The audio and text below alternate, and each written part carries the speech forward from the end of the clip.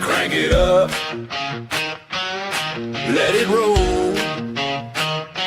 Stars and stripes in my soul. Steel toes on, boots in the gravel. Heartland truth on every channel. Open Bible, flag on the wall. We say what we believe when we don't talk it all.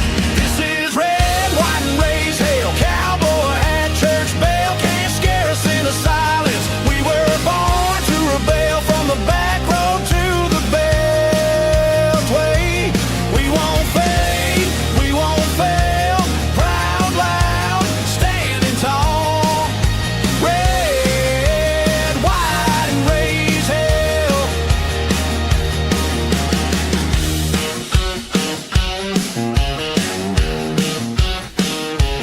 We back the badge, we guard the border. We love our guns and law and order. They try to shame every word we say, but we don't bow down, we just press play.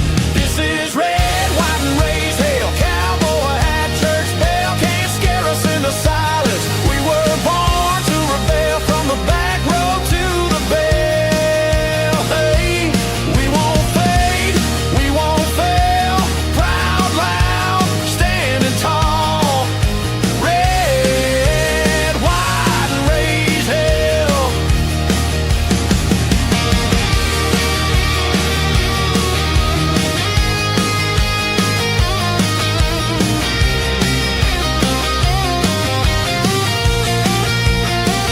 You can cancel the show, but not the crowd. We're still here, still talking loud. Hand of the free on every spell. Hit that mic, host, let the truth ring out. This is red, white, and raised hell. Cowboy hat, church bell. Can't scare us into silence. We were born to rail from the back road to the beltway. We won't fade, we won't fail. Proud, loud, standing tall. Red, white, and raised hell.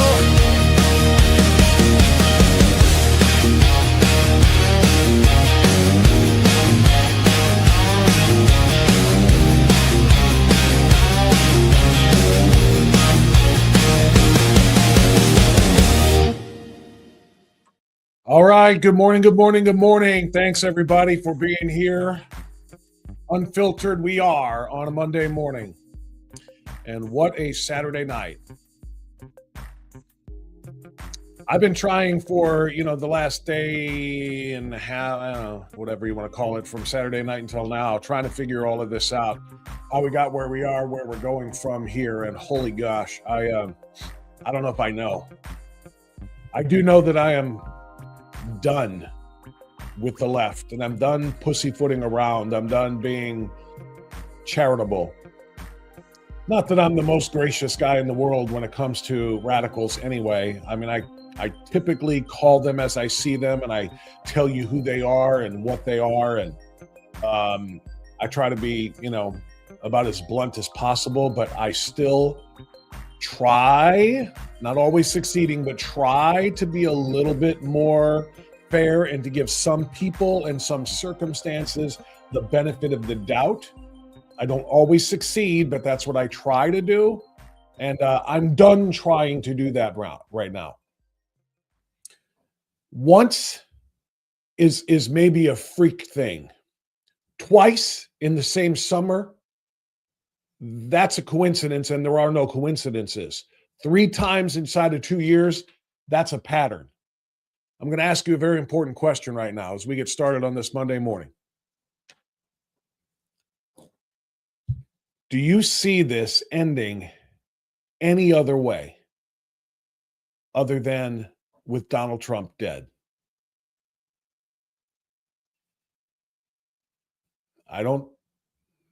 I'm not sugarcoating that.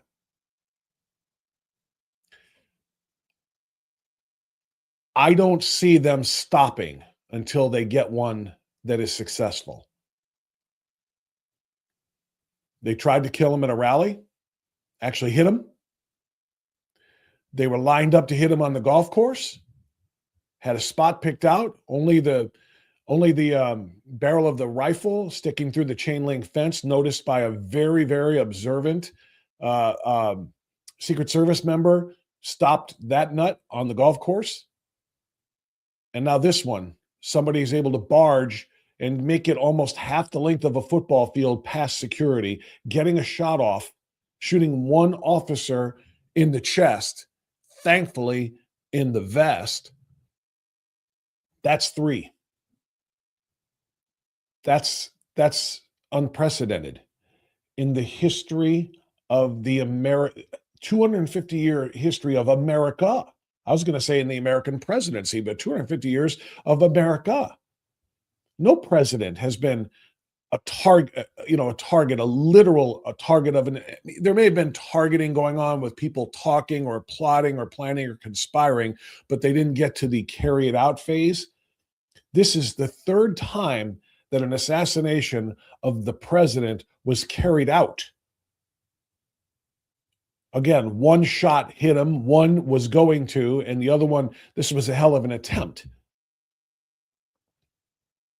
It's never been done before. Now you might say, well, because in some of the other cases it was successful. Yeah, only took one shot at Lincoln because they got him. Only took one shot at Kennedy because they got him. Only took one shot at Reagan. He survived it, but they got him. This is unlike anything we have ever seen in the history of the country. And because of that, I ask the question again, do you see this ending any other way than with President Trump being killed? I don't think they will stop until he's dead. And I don't think if you look at and if you listen to the radicals, and I'm kind of walking back part of what I recorded yesterday in a road rant. I did a Bob France road rant yesterday as I was on my way to a store. I flipped on the camera and I ranted about the lunatic fringe. I'm going to pull back the lunatic fringe. I think the lunatic fringe part, which is what I've always wanted to believe, that 99% of the people of the population, while maybe politically divided, while maybe woefully partisan, 99% of us wouldn't carry out an attack like that, wouldn't do something like this, aren't living out there on that edge, that lunatic fringe I'm talking about. That's like 1% or 0.1% of the people. I may be walking that back by the time I'm done talking with you this morning, because I'm starting to think that the lunatic fringe is much, much, much more mainstream Democrat. That might sound absurd, but look at the responses. Look at the responses. As it comes down to it, what Cole Allen did, this 31-year-old educated teacher of children, with he, him in his profile, pronouns in his profile, his bio. This guy was what you would think of as not living on the lunatic fringe. He's not a part of the fringe. He's not living on that edge. You'd think that was a pretty mainstream Democrat. But this pretty mainstream Democrat going to no King's rallies, like millions of them, tried to kill the president of the United States. And when you look at the reaction to this from the mainstream left, they're not upset. They're not even legitimately trying to claim we need to turn down the temperature. We need to find a way to disagree more agreeably. We need to have civil discussions about our disagreements on policy and in politics and so forth. After Butler, I think there were a lot of Democrats that were legitimately like, holy crap. Holy crap. Look what happened. They literally shot him and missed him with a couple of other shots and killed a firefighter and severely wounded somebody else. And This is out of hand now. We got to chill it down. We got to cool the temperature. They legitimately said that after Butler. Okay? And I think a good number of them meant it. Then the second one happened at the golf course, also in the summer. I believe it was August or September now. I can't remember specifically, of 2024. And now here we are in the spring of 2026, and it's number 3. You'll notice that the calls for turning down the temperature are far fewer and are far more impassioned, far more urgent, or excuse me, far less urgent. The calls are far less urgent, far less impassioned. I beg your pardon. There are more, rather, Democrats basically kind of accepting this as the way it is, because deep down, they're kind of sad that it didn't get done. They want it done. Do you remember what happened?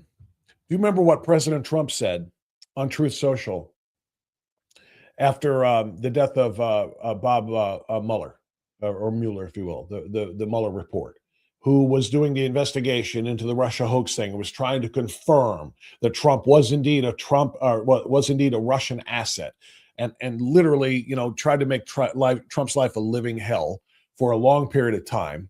He was unsuccessful in finding anything because he wasn't a Russian asset, and everything that Hillary Clinton and the Democrats did to him in that 2016 presidential election campaign was ridiculous, was proven to be completely, made up by them. But Bob Mueller still tried to do what he did. And you remember what Trump wrote on Truth Social a couple of months ago after Bob Mueller died? He basically said, "Good, I'm glad he's dead." Because Mueller was making Trump's life a living hell. Again, he was trying to take down his presidency. He was trying to take away his freedom when Trump knew he had done nothing wrong. Mueller, as far as Trump was concerned, was a part of a great grand conspiracy, which, when we hear the words conspiracy, we assume it means wrong, lunatics thinking things that aren't true. It's a conspiracy that the CIA had Kennedy killed. It's a conspiracy. I mean, we can go on and on. But sometimes conspiracies are real. And there was a conspiracy. A whole bunch of bad people conspired to stop Donald Trump from winning the 2016 election, or winning it legitimately, and then trying to, if he took office, to try to remove him. That's what they did to him. So anyway, I'm not trying to defend Trump. I'm trying to just give context when he said, "I'm glad he's dead." But after that happened, do you remember what the Democrats did? A lot of them, they went to their newspapers and they went to their websites, and they posted, "When Trump," and this is a paraphrase of a couple of them, "when Trump dies, there will be a parade. There will be parades in American cities when Trump is dead." That's the sitting president of the United States they're talking about. That when Trump is dead, they will celebrate and there will be parades. And you know what? I don't think they're wrong. Which brings me back to my point that I'm kind of rethinking my commentary in yesterday's Road Rant. It isn't the lunatic fringe. It isn't the 1%. Killing Trump, or at least being glad Trump was killed, is not on the fringe now. It's mainstream Democrat. And if you look at and if you listen to the responses of some of them, you'll see it and you'll hear it. Very few of them even talked about turning down the temperature after Saturday night. Hakeem Jeffries tried and failed miserably to generate any sort of, idea from observers that he was actually upset that somebody tried to kill Trump and other Trump administration officials again. And we have the manifesto. We're going to dive into it. We have a lot to talk about. But Hakeem Jeffrey, we've got to turn things down, and violence is never the way. And it's just empty words, because he and they were talking about there'll be parades when Trump is dead. They hate this man like they've hated no man, I think, in not just American, but human history. I want you to think about that. I think there are there are left-wing progressive Democrats. Think of the worst people that you can think of in history. Think of Mao. Think of Stalin. Think of Hitler. Think of Vlad the Impaler. Think of any one of the Roman emperors, the ones who were, the sadists who lit human beings on fire, coated them in oil, lit them on fire to light the streets. If they spoke against the empire, or if they were Christians, or any number of other things. You think of the most grotesque things man has done to man, and those individuals that we know of throughout history, the worst of the worst. Judas himself, who betrayed Christ. Pilate, who gave the green light to kill him. I don't care who it is. There are Democrats that think Trump is worse. Trump is the worst person ever. They're pissed that he wasn't killed yet, that 3 attempts have all failed. I've got a video I'm going to show you in a short while proving that. That's how out of their rational minds, what's left of rationality in a Democrat, that they are. So again, to my question, and I'm going to dive into the chat here in a moment. Do you think this ends any other way? Because he's only a year and a third into his term, right? He's not out until January of 2029. Understand that? He's got the rest of 2026, all of 2027, all of 2028, and into a month of 2029. And guess what? I don't think they're going to freaking stop. Is there any way this ends without Donald Trump being dead? As grotesque as that is to reasonable, rational people to hear, you have to consider the fact that they're not going to stop until he's dead. That's 3 attempts in less than 2 years. How many more can we have in the next 3? I know it's not just fringe anymore. All right, I've got a lot to share with you, but I want to dive into the chat and see what people are saying. Just initial first blush reactions after what happened on Saturday night. I want to see what people have to say in the chat. So to everybody who's in there already, good morning, everybody. Thank you. Cleveland Far West Sider in early with, we praise God for the heroic Secret Service member who willingly took the bullet. I'm going to pause there and say this is one of the many elements we're going to talk about over the next 2 hours. The Secret Service is filled probably almost all the way with patriots who are willing to sacrifice their lives for the people they are protecting. That's what makes a Secret Service member heroic. I totally agree. However, Secret Service as a body, as an organization, is absolute dog-ish. All right? As a body, Secret Service sucks. Sucks. It may be filled with individual heroes, and it is. And all of those who would willingly take a bullet, whether it be because they're guarding the president or they're guarding the vice president, maybe they're guarding the first lady, maybe they're guarding a foreign dignitary. Secret Service protects all of them, not just the president. And if you take on that assignment, if you put on those dark sunglasses and that black suit and that earpiece, and you are pledged to protect a dignitary, an elected official, an executive, whatever, you are a hero and you have my deepest respect. But as an organization, the security of the President of the United States, which has now been targeted not once, not twice, but thrice, 3 times for assassination, and they are still getting that close, it's unacceptable.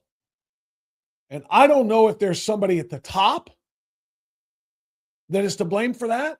I don't know if it's the lack of full DHS funding because there are a lot of agents not being paid, but I don't think it's that, because it was Biden's secret security that failed Trump and Butler. For crying out loud. That heroic moment in which Trump rose from the ground after going to the ground after being shot in the ear, and he rose up, face full of blood, and threw that fist in the air, fight, fight, fight. And we all take inspiration from that. But you do realize that should never have happened. I don't mean the shooting. That should obviously never have happened. For crying out loud, the Secret Service was all over Butler, and they had observers, rally attendees, shouting, "Hey, look up there. There's a dude on the roof. Look up there." And they did nothing. And that guy on the roof shot and killed a firefighter, wounded someone else, and nicked our president, came an eighth of an inch away from blowing his brains all over the crowd behind him. Secret Service did nothing. And then Trump goes to the ground underneath Secret Service, which is exactly where he should be, behind the podium, behind whatever barricade they had there, because who knows if there was a second shooter? Do you know? Now we know in hindsight, but did we know then? Did they know then? No. And what did they do? Instead of dogpiling on Trump, making sure he stays down there and is taken out of there at ground level, off the back of that riser, that podium, that stage, or whatever it is that he was standing on, out to the back and under complete protection. They let him stand up. They let him stand up and throw the fist in the air and do the fight. Fully available now to a second sniper. Holy crap, how bad was that Secret Service? Have they gotten any better? I don't know. But Saturday night, somebody with a long gun, a handgun, and multiple knives on his person sprinted past security checkpoints, got off a shot, and hit one agent in the chest and in the vest, and made it some 45 yards, we are told, 45 yards toward his destination, which was, as we know because of the manifesto, to kill Donald Trump and other members of the Trump administration. And I ask you, and I put this on Facebook yesterday, and all my social media, I think, what if in addition to the long gun and the handgun and the knives, he was also wearing a vest? The same kind of suicide vest that the lunatic Muslims use. Seriously. Thank you, Dylan. That's the post I threw up there yesterday. What if he made it those 45 yards? And what if he had made it 15, 20 more?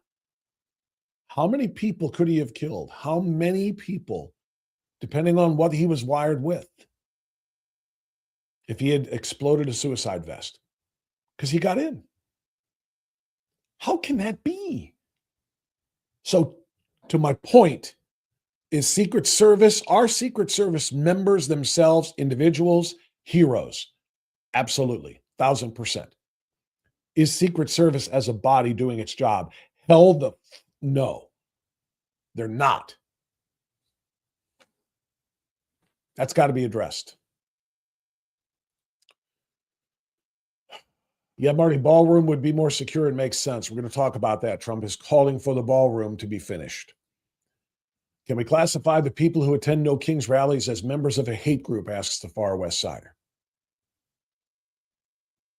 Yes. Simple, direct, honest. Yes, they are members of a hate group. Does that mean they are members of a terrorist group? No, and I don't want to conflate the two. But the people who go out there and parade and dance around with their stupid signs and their stupid protests and their stupid costumes, dressed like frogs and all kinds of other crap, are they members of a hate group? They would not be out there if they weren't hateful of Donald J. Trump. Like I said, these people think that Trump is the worst human being in history, not just the worst American, not just the worst president. Nobody drives them as nuts as he does. Yeah, they're a hate group. They hate Donald Trump and they hate you. They hate you and they hate me because we support him. I saw one guy yesterday with a hat that said F-U-C-K-U. F-U-C-K Trump and F-U-C-K-U for supporting him. think that's what it was. It was one of those billboard type hats. It's legit. I mean, it was this, big, tall trucker's hat. That's what they think. Now, maybe you look and say, well, that's reciprocal. And it is, because I'm sitting here talking about mainstream Democrats wanting to kill Trump, not just the lunatic fringe. So I'm talking about them. But the difference is I hate them because they are violent. They hate us, I don't know, because we're not. We're not the violent ones. The bullets keep flying in one direction only. They're not passing each other in the air. We never tried to kill Obama as much as we hated what he was doing to this country. We never tried to kill Joe Biden. No lunatic on the right tried to kill Kamala Harris. No lunatic on the right has tried to take out any Democrats. Hell, even when Kennedy was killed, it was by a lunatic communist. Who was a communist? Lee Harvey Oswald was a communist, not anybody on the right. So even then, and now fast forwarding to today, do we hate them? Yeah, but we hate them because of what they continue to do. They hate us because of our ideology. They hate us because we say no boys should be in girls' sports and no males should be in women's locker rooms or showers. Kind of common sensible there, right? They hate us because we say taxes should be lower. People should have more of their own money. They hate that because they want us to say, no, taxes should be high so we can redistribute it to people who don't have any money at all. They hate us for policy. They hate us for ideology. We hate them because they keep trying to kill us. There's a difference.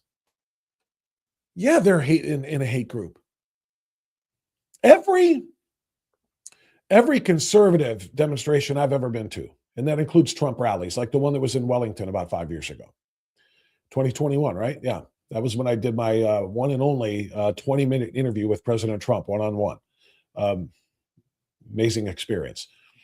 But any Trump rally or Patriot rally or GOP club event, indoors or outdoors, that I've been to, nobody acts like those lunatics at the No Kings rallies do.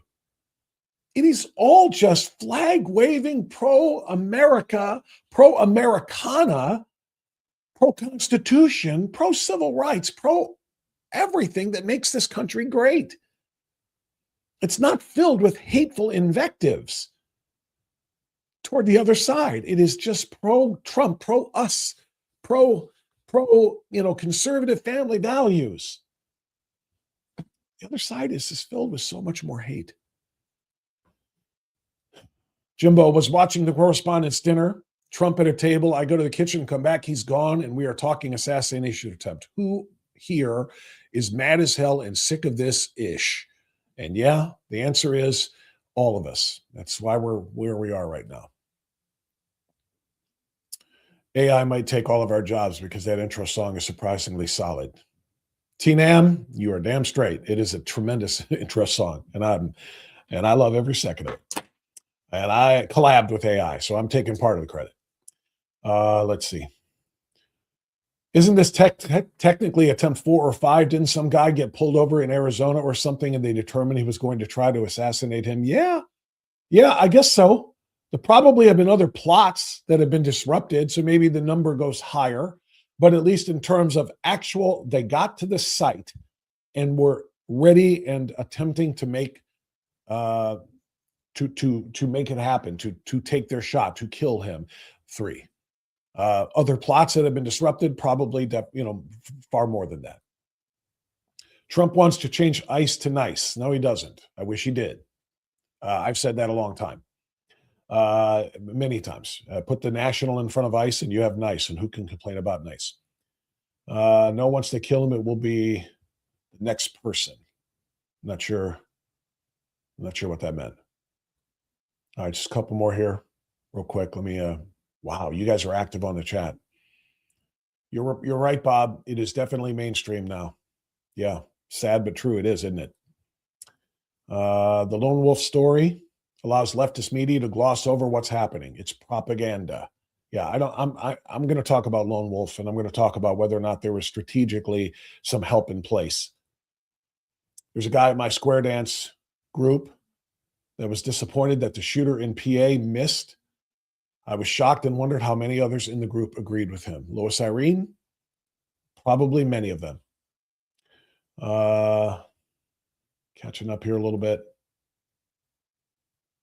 McFan had a disruptor. Yeah, I saw that. I heard about that. We'll talk about that maybe in a little bit if I can, but I want to stay on point here if possible.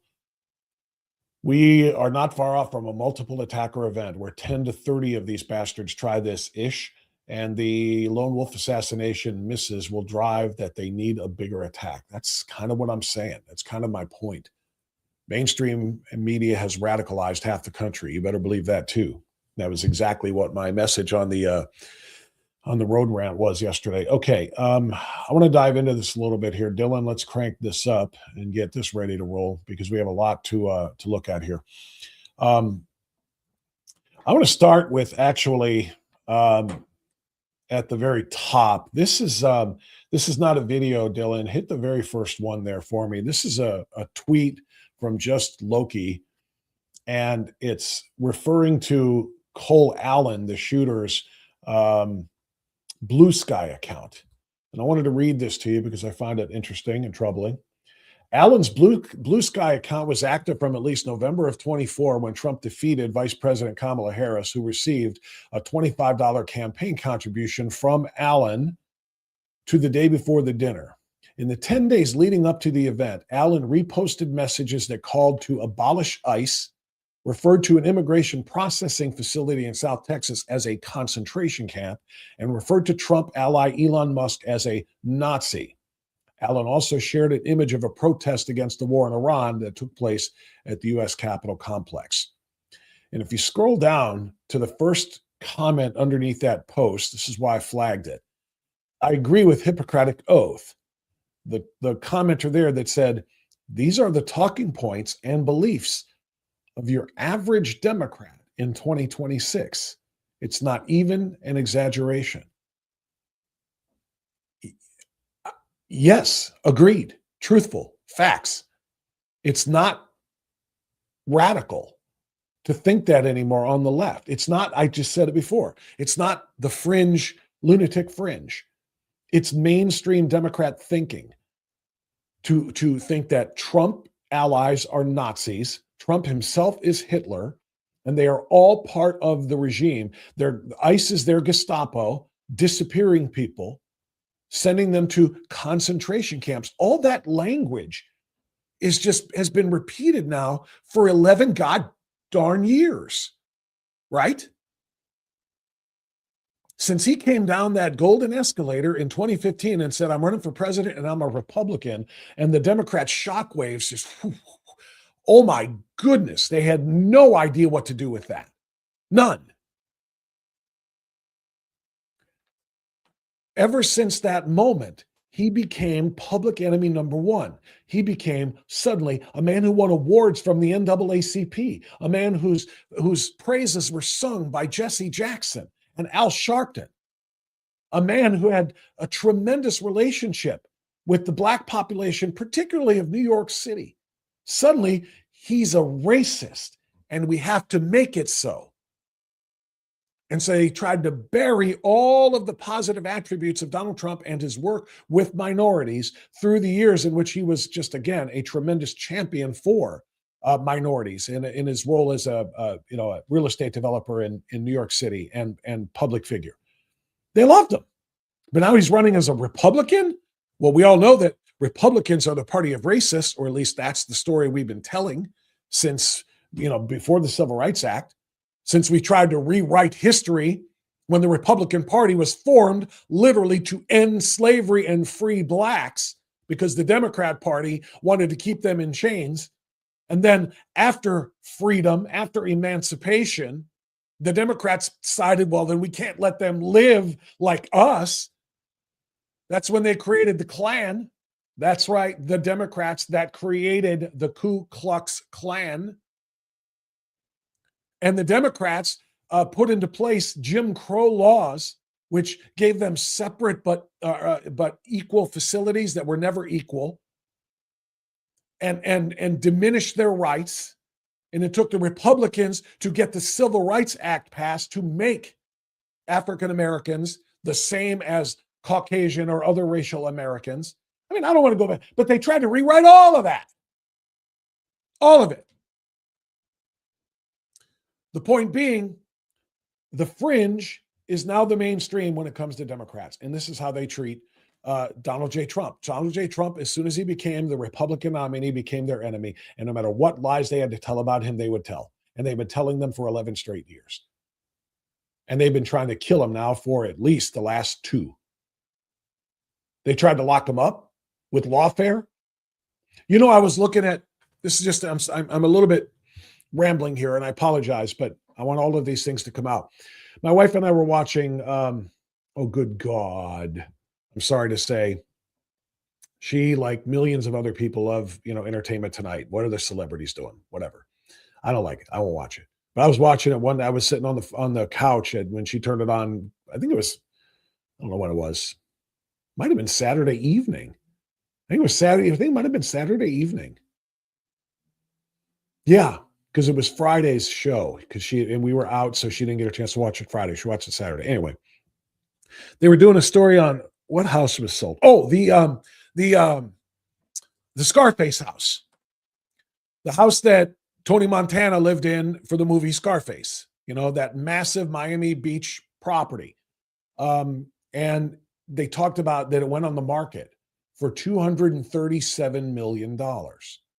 And they were showing pictures of it. And they were talking about how it's on 4 acres. And they were showing scenes from the movie and then showing what it's like inside, and all the rest, right? We've all seen the movie. And $237 million is what its asking price is. And I immediately said to my wife, and do you remember one of the reasons they tried to indict Trump? They said that he was overinflating the value of his property in order to secure a favorable loan from one of the New York banks. They tried to accuse him, this is that lawfare, of overvaluing his property as collateral for the loan that he was trying to take out to build another one of his massive structures. They tried to say that Mar-a-Lago, which dwarfs in size, scale, and amenities and everything else that the Tony Montana house did, is, they tried to say that Mar-a-Lago was only worth $18 million.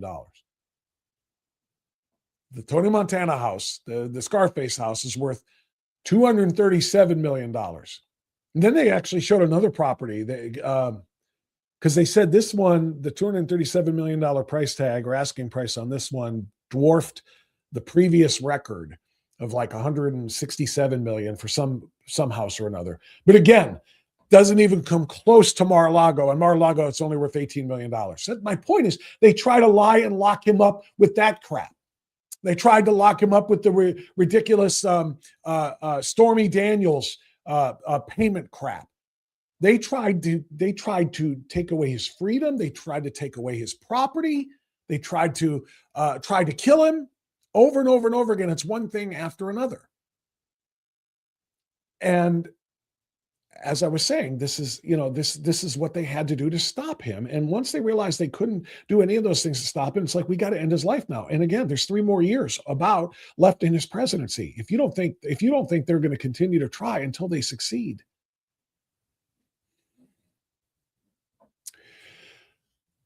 Let's click the next one down, Dylan. This is what the reaction was to the lunatic left. They were absolutely psychotic. I'll throw that one up there, Dylan. I don't want to start reading it until people see it. There you go. Thank you. This is bizarre. It's more than bizarre. This is disturbing behavior. This is Town Hall, and I want you to look at some of the tweets after things were people started to get a read on what was actually happening there. From the DC Police Department, as you can see there on the first tweet on this page, updates: 1 suspect is in custody, believed to have acted alone. I don't buy that for a second. I'll get to that later. 2 firearms, multiple knives have been recovered. A Secret Service uniformed division officer was injured and transported with non-life-threatening injuries. Thank goodness for the vest. The next one is a video of what happened inside the ballroom at the time. Go ahead and play that, Dylan. Just right where it is. We don't have to open it up.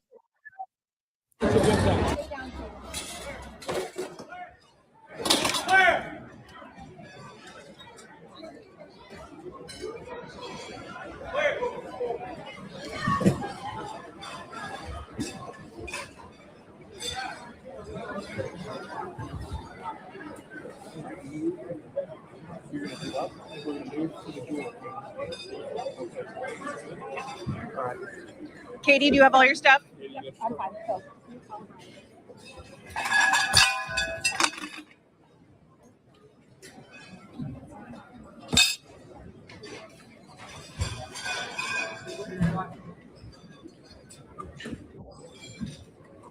You can pause that for a minute there, Dylan. This is the other thing that I was saying on the road rant yesterday. See that woman there crouched down, hiding under the table? See all those other people crouched down, trying to figure out when it's safe to pop their heads up again? Some of them already had. I like that. I like that.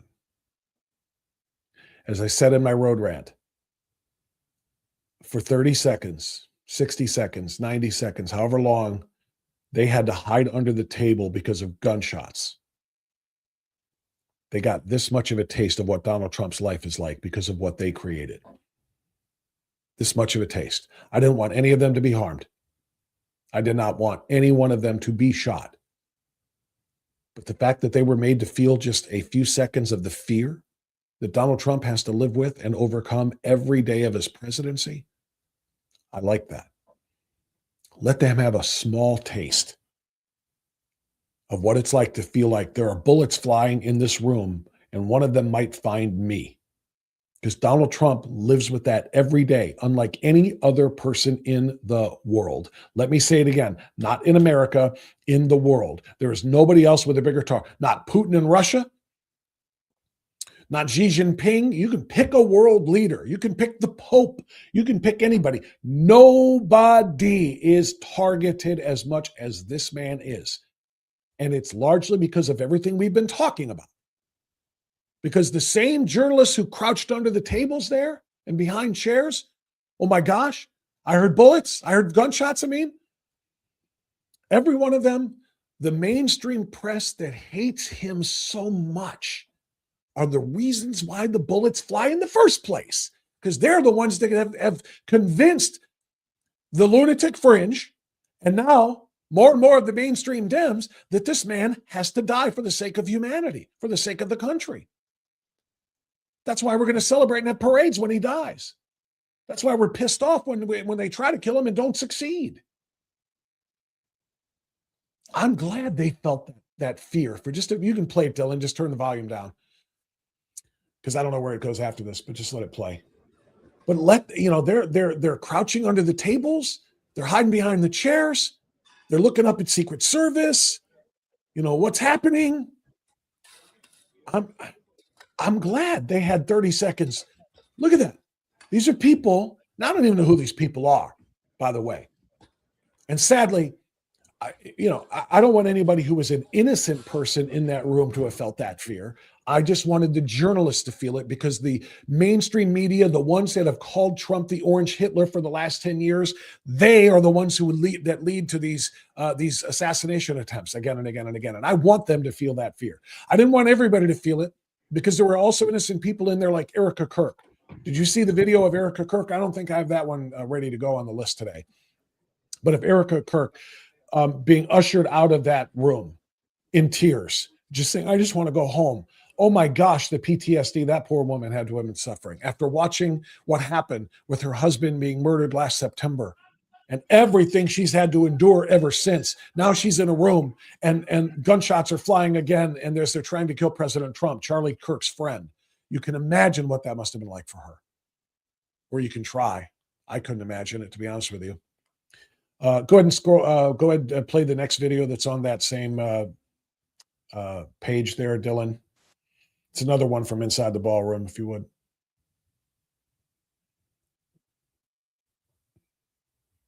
Same one. Yeah, there you go.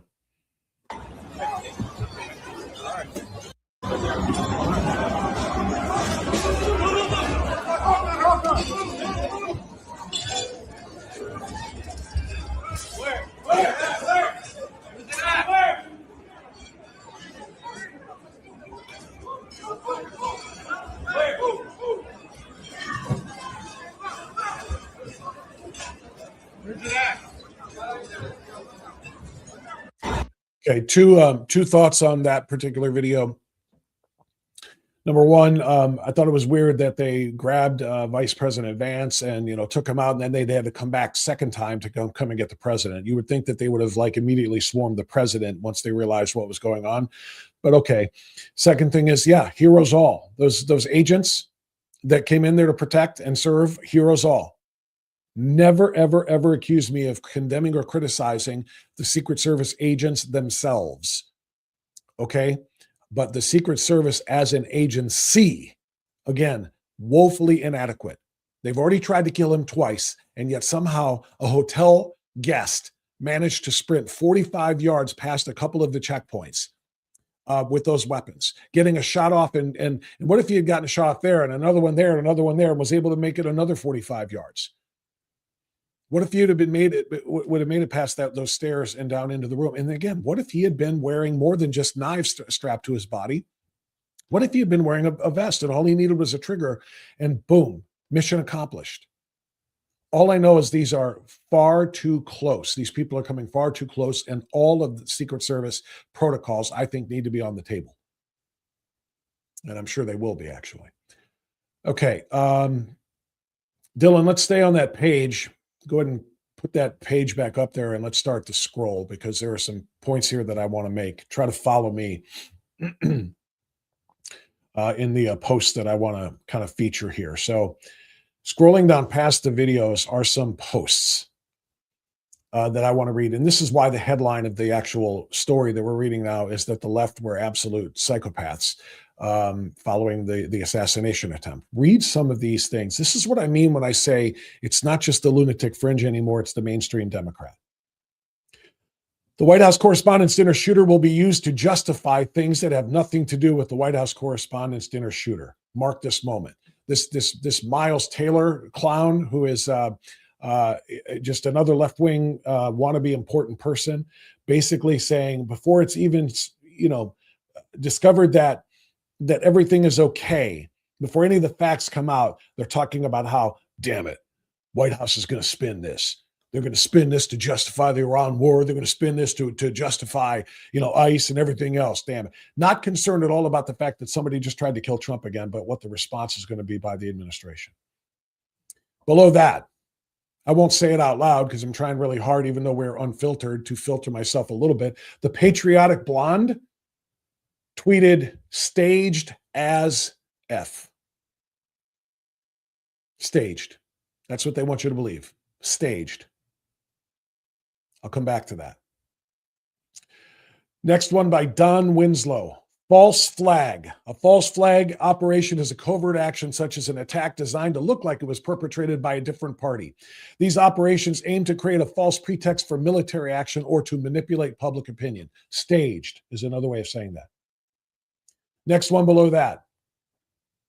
Rick Wilson, responding to MAGA Voice, saying Caroline Leavitt calls on everyone to watch tonight because Donald Trump will bring the heat and there will be shots fired. Let's freaking go.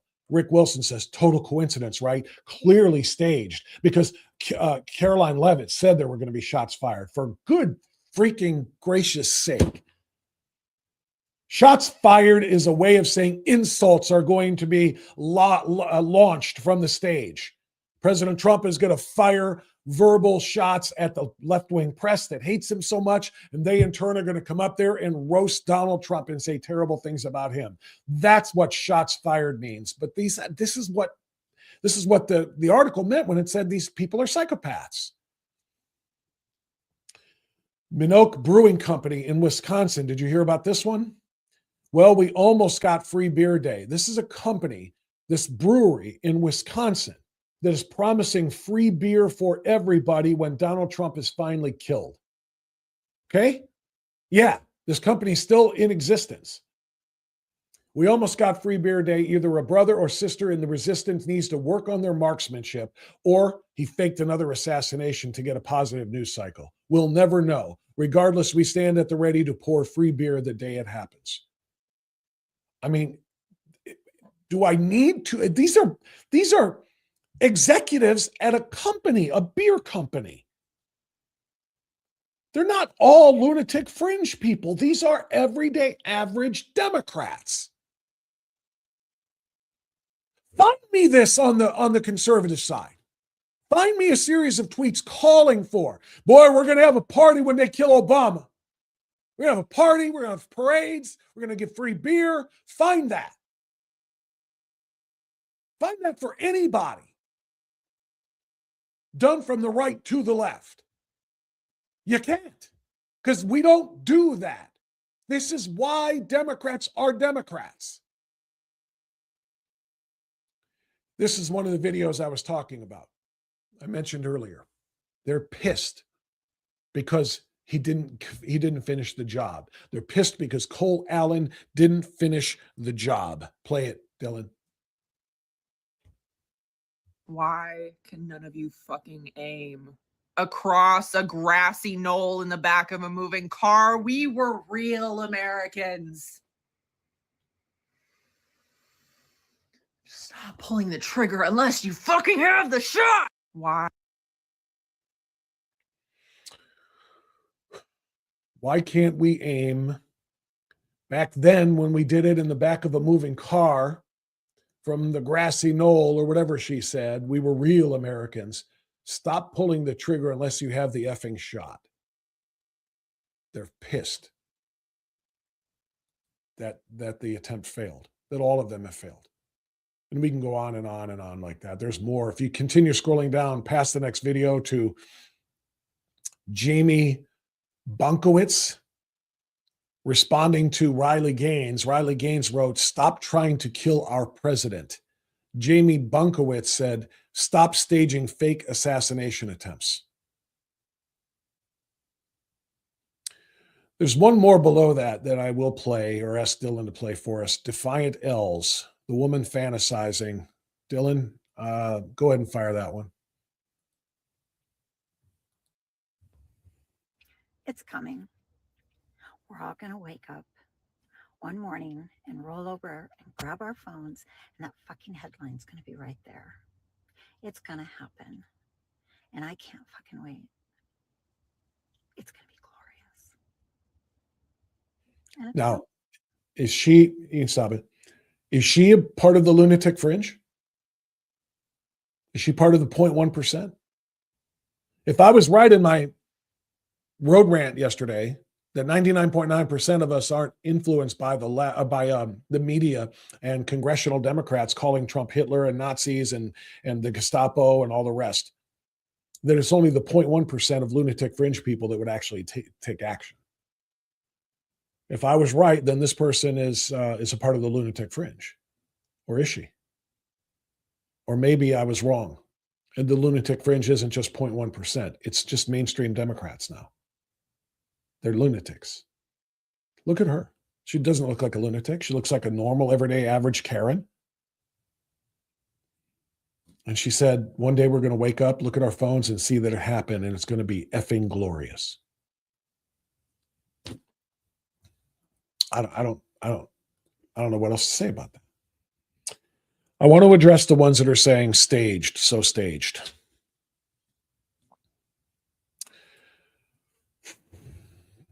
For a person to believe that Donald Trump staged Saturday night at the White House Correspondents' Dinner, that his team staged this,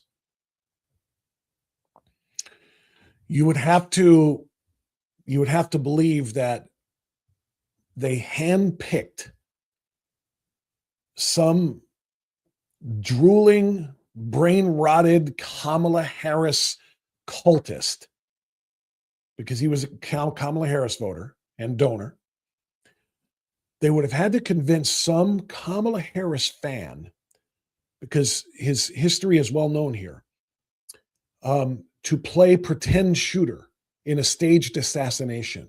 They would have had to have found an actual Democrat, verifiable by his own social media postings, and his family. Okay? Not to mention his manifesto, which I'll read in a moment. That they found an actual leftist willing to help Trump by pretending to shoot him or pretending to try to get in there to kill him, so that it will help Donald Trump's approval ratings and help people be more supportive of President Trump and what he wants to do in his term, and especially in this midterm year. Right? For this to be staged, the plan would be fire a few shots for the cameras, just for the cameras, then get dramatically tackled, and then spend the rest of his life in prison, in federal prison, as the fall guy. And the best part is, he would have to have volunteered to do this. If this was staged, this leftist is willing to now be tackled. And, again, if this was going to be staged, what's the smartest thing in the world for the people who are staging it to do? Make sure that the patsy that they got to play the role of the would-be shooter is dead, so that he can tell no tales about what he did, about the agreement that he made to stage this whole theatrical production. Because if he's alive, he can talk. But they left him alive. They left the guy that they helped, that they used to stage the attempted assassination, they left him free to talk. Nothing screams devoted Democrat quite like happily eating a bullet or taking life in prison for Donald Trump's purposes. He's a leftist Kamala supporter. He's a leftist donor. He calls Trump a pedophile. He calls Trump a rapist. He calls the administration Nazis. But he's going to be willing to go to prison for the rest of his life in a staged attack on Trump? Why would he do that?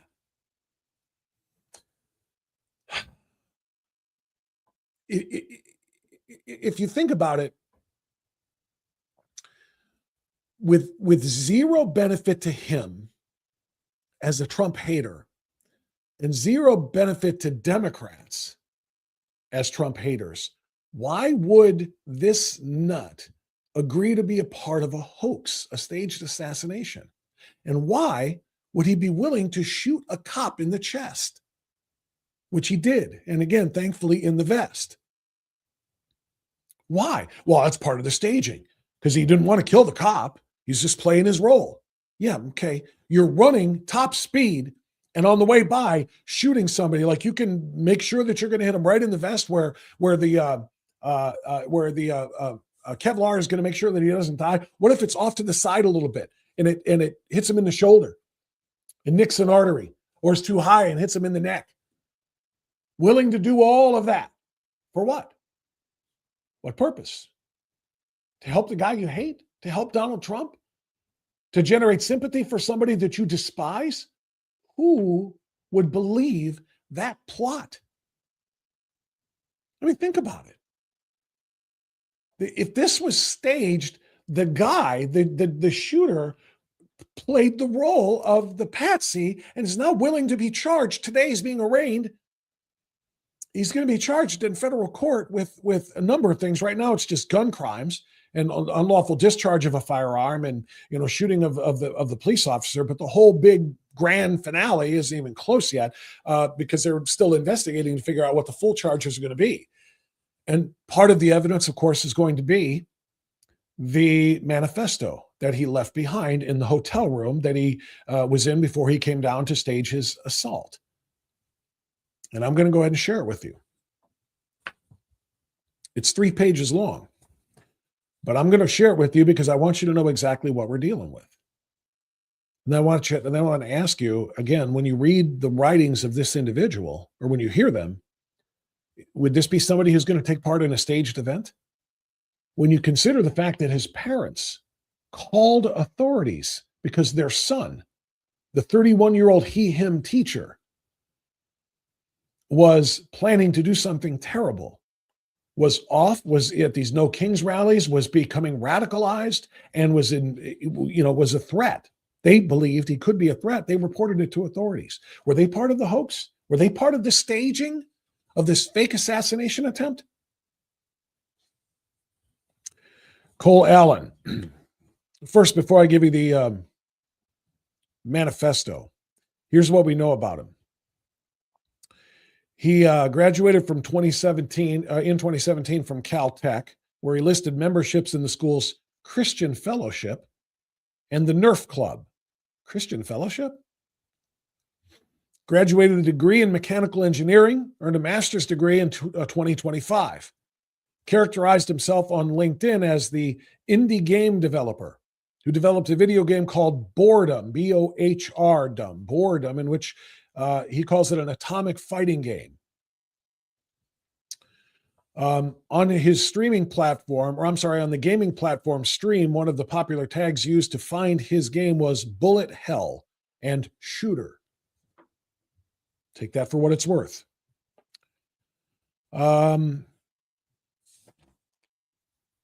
A group of high school students tutored by Allen shared a statement late Saturday describing him as generally very intelligent and very normal and friendly.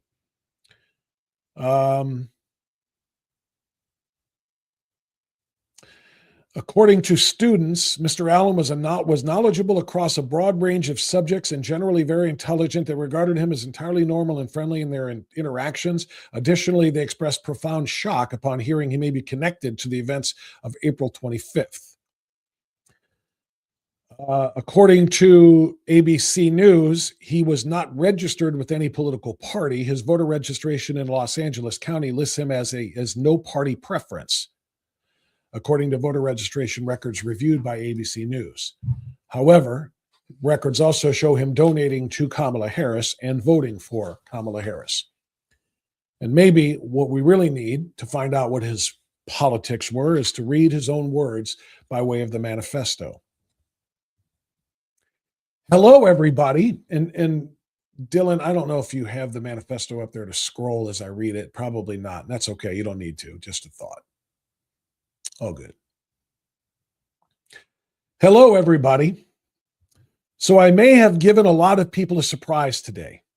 Let me start off by apologizing to everyone whose trust I abused. I apologize to my parents for saying I had an interview without specifying it was for Most Wanted. I apologize to my colleagues and my students for saying I had a personal emergency. By the time anyone reads this, I probably most certainly do need to go to the ER, but can hardly call that not a self-inflicted status. In other words, he expected to get shot and killed in the course of what he was carrying out, or shot and wounded and be on his way to the ER. The fact that he wasn't, by the way, is very troubling. Why was he only tackled? Again, are the Secret Service and the agents designed and whose job it is to protect the president and that event heroes? Yeah. But they shot at him. How'd they miss him? All of them. He was tackled, unharmed. Pretty wild. Back to the manifesto. I apologize to all of the people I traveled next to, all the workers who handled my luggage, and all of the other non-targeted people at the hotel who I put in danger simply by being near. I apologize to everyone who was abused and or murdered before this, to all those who suffered before I was able to attempt this, to all who may still suffer regardless of my success or failure.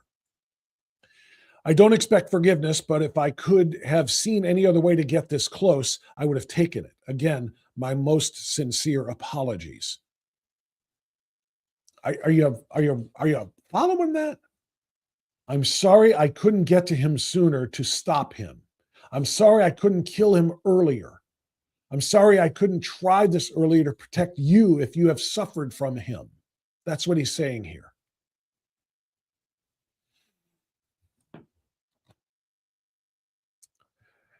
On to why I did any of this. I just can't get over that part, though.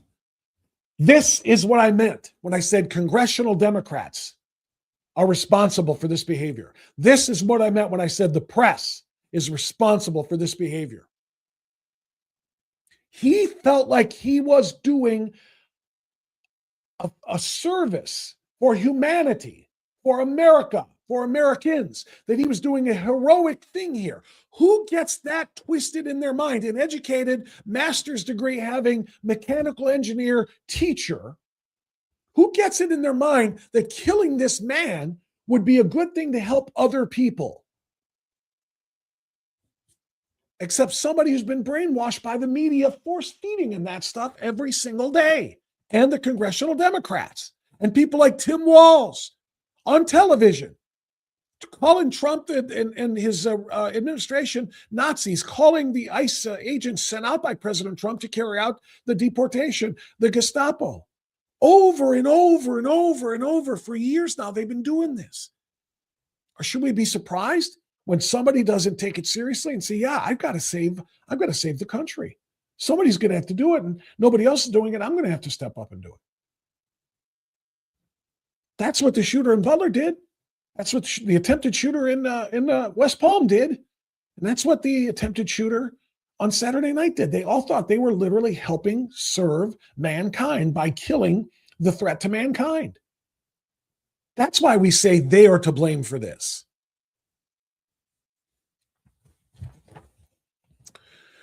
On to why I did any of this. I am a citizen of the United States of America. What my representatives do reflects on me. I am no longer willing to permit a pedophile, rapist, and traitor to coat my hands with his crimes. Well, to be completely honest, I was no longer willing a long time ago, but this is the first real opportunity I've had to do something about it.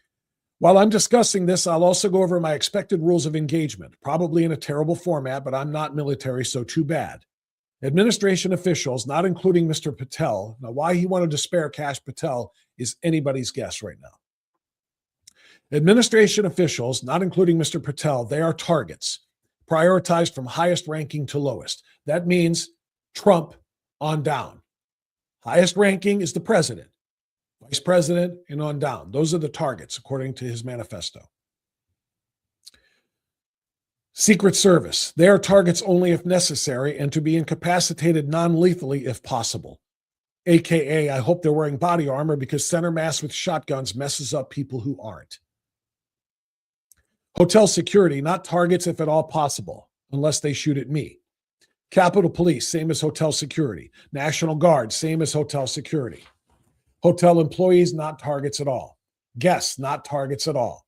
In order to minimize casualties, I will also be using buckshot rather than slugs, less penetration through walls.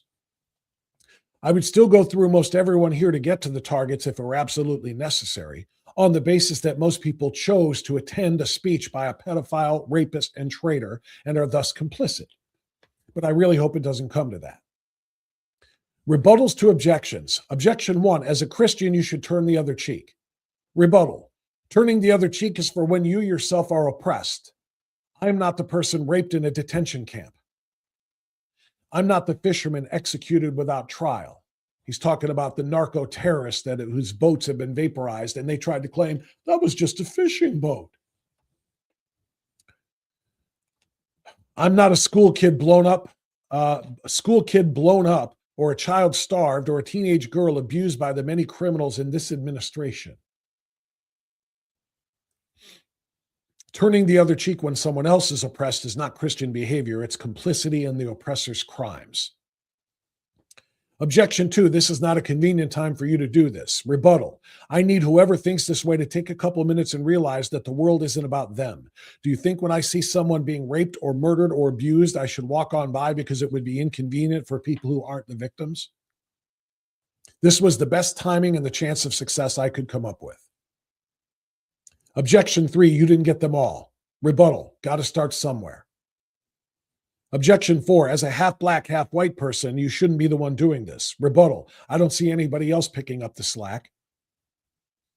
Objection 5, yield unto Caesar what is Caesar's. Rebuttal, the United States of America are ruled by the law, not by any one or several people. Insofar as representatives and judges do not follow the law, no one is required to yield them anything so unlawfully ordered. I would also like to extend my appreciation to a great many people, since I will not likely be able to talk with them again, unless the Secret Service is astoundingly incompetent. Again, he expected to be killed by the Secret Service. But he's right. They were astoundingly incompetent.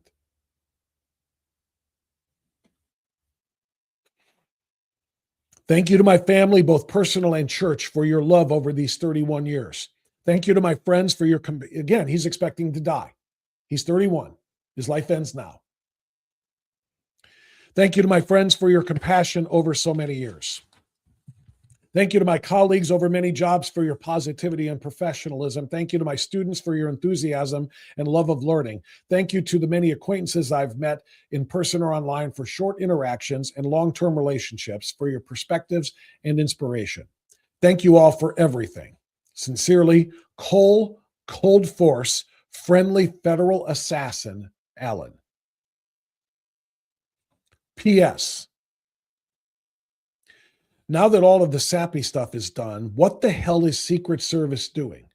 Sorry, gonna rant a bit here and drop the formal tone. Like, I expected, remember, he wrote this in the hotel room after he had experienced Secret Service while checking in. I expected security cameras at every bend, bugged hotel rooms, and armed agents every 10 feet, metal detectors out the wazoo. What I got, and who knows, maybe they're pranking me, is nothing. No damn security, not in transport, not in the hotel, not in the event. Like, the one thing I immediately noticed walking into the hotel is the sense of arrogance. I walk in with multiple weapons and not a single person there considers the possibility that I could be a threat. The security at the event is all outside, focused on protesters and current arrivals, because apparently no one thought about what happens if someone actually checks in the day before. He's right. He's right. They're only checking people who are coming in that night, the night of the event. I've said it before a few times, and I'll say it again. The Secret Service agents themselves, willing to put their lives on the line, are heroes. But the Secret Service, the agency, is crap. Horrible.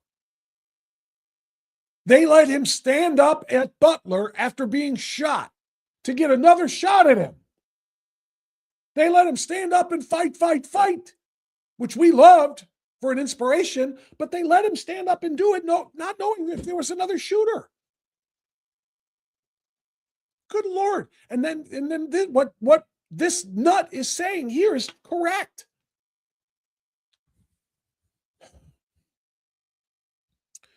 This level of incompetence is insane, and I very sincerely hope it's corrected by the time this country gets actually competent leadership again. Like, if I was an Iranian agent instead of an American citizen, I could have brought a damn Madus in here and no one would have noticed shit, he wrote. Actually insane. Oh, and if anyone is curious as to how doing something like this feels, it's awful. I want to throw up. I want to cry for all the things I wanted to do and never will do. Again, he's expecting to be dead. For all the people whose trust this betrays, I experience rage thinking about everything this administration has done. Can't really recommend it. Stay in school, kids. The end. That's the 3-page manifesto written by Cole Allen. So where do we go from here? We've talked about the attack in detail. We watched a lot of the videos. We talked about the woeful security and the horrific Secret Service performance. We talked about the shooter and who he is and what his background is. We talked about, well, the motive is very clear from the manifesto. We've talked about what if it was a bomb. We've talked about the media's role in all of this. We've talked about whether or not it could have been staged. The only other thing we haven't really covered here is what about the response and what about the president? So Dylan, I want to jump on here into the CBS Norah O'Donnell interview with President Trump. So let's go ahead and go to that one on the list. Pop it up for me when you're ready. And let's watch this together. President Trump sat down with Norah O'Donnell of 60 Minutes. Remember, President Trump collected around $16 million, I think, in a lawsuit against 60 Minutes for their fake thumb on the scale or big foot on the scale interview with Kamala Harris from before the election in 2024, in which they edited out all of Kamala's stupid comments and her meandering to make her sound competent. Yeah, he sued them and won some $16 million in a settlement. I think it was $16 million. But he went back to talk to Norah O'Donnell about this yesterday. Let's watch. I saw a room that was just totally unified. It was in one way very beautiful. Do you think this will change your relationship with the press? Well, look, for whatever reason, we disagree on a lot of subjects. I mean, we talk about crime. I'm very strong on crime. It seems like the press isn't. It's not so much the press, it's the press plus the Democrats, because they're almost one and the same. It's like the craziest thing. I have the strongest border we've ever had in the country, where, as you know, it said 0 people for 9 months came into our country through our southern border. We have a very tough border. Spot on. It was a fair question, by the way, from Norah O'Donnell. I'll give her credit for that one. Do you think this will change your relationship with the press? Because now the press got a little tiny taste of what it's like to be you. They were, hiding under the tables, just like you had to be ushered out of the room because everybody was in danger at that moment. Do you think this will bring you together somewhat? And President Trump said, I'd like to, but look, we're very different. I believe in strong borders and I'm tough on crime, and they're not. They believe in letting people go, abolish the police, abolish the prisons, and so forth. So it is very different. Dylan, the next one down, I want to skip. I want to change the order. Go down to President Trump telling Norah O'Donnell about being a king. Then we'll come back to the one before that. So I'm going to change that order for a second here, because this is another really interesting exchange between the president and Norah O'Donnell. So go ahead and fire that one.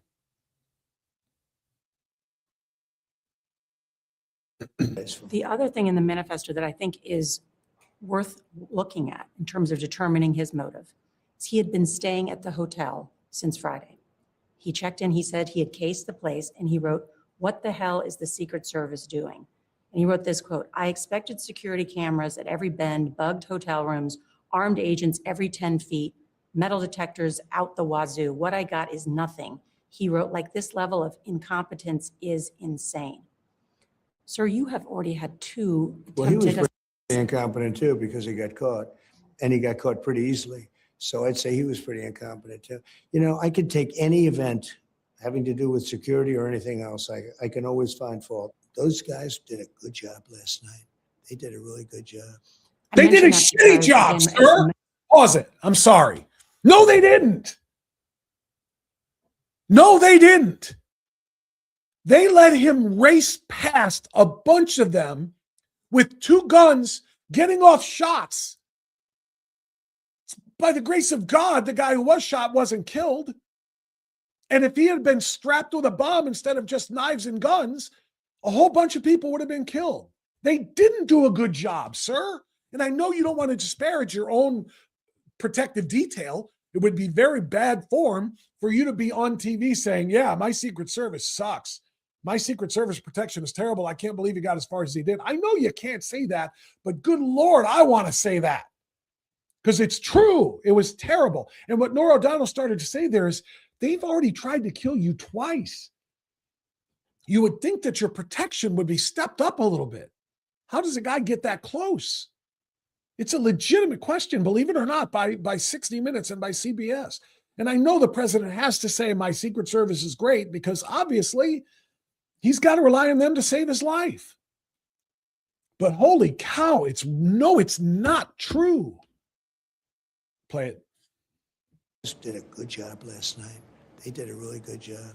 I mentioned that because, again, as his motive, you brought this up, he had social media accounts that had anti-Trump and anti-Christian rhetoric.